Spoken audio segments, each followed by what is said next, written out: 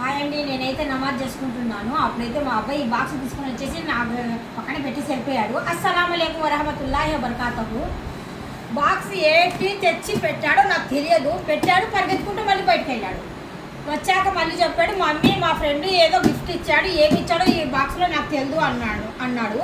అంటే బాక్స్ చూస్తే కనుక మనకు సన్ఫ్లవర్ బాక్సే.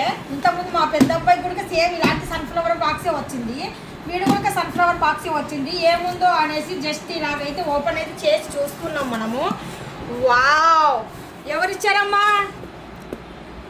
మా ఫ్రెండ్ ఇచ్చాడు. వాళ్ళ ఫ్రెండ్ ఇచ్చాడంట. మా అబ్బాయి వాళ్ళ ఫ్రెండ్, మా చిన్న అబ్బాయి గౌహతిలో చదువుతున్నాడు.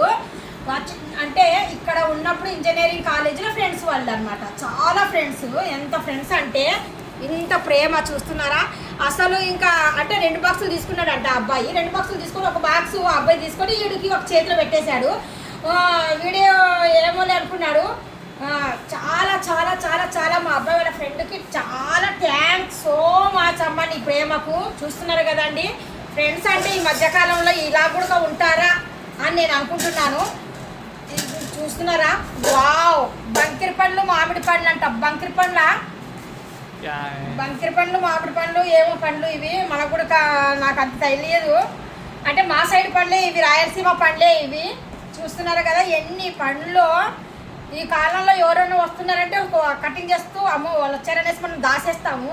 ఈ కాలం పిల్లలు చాలా అసలు మంచి పిల్లలు.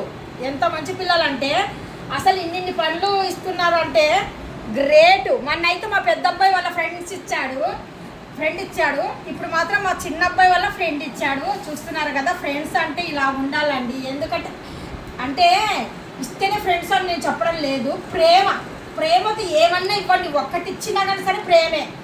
ఈ వీడియో మీకు డెఫినెట్గా నచ్చే ఉంటుంది. నచ్చినట్టుగా అయితే కనుక లైక్ అయితే చేయండి, షేర్ అయితే చేయండి, కామెంట్ అయితే అస్సలు మర్చిపోకండి. ఈ పనులు అయిపోయిన వరకు నేను మా అబ్బాయి వాళ్ళ ఫ్రెండ్ని అయితే మర్చిపోను. ఈ పనులు అయిపోయిన వరకు గుర్తుంటాడు అబ్బాయి. Thank you so much.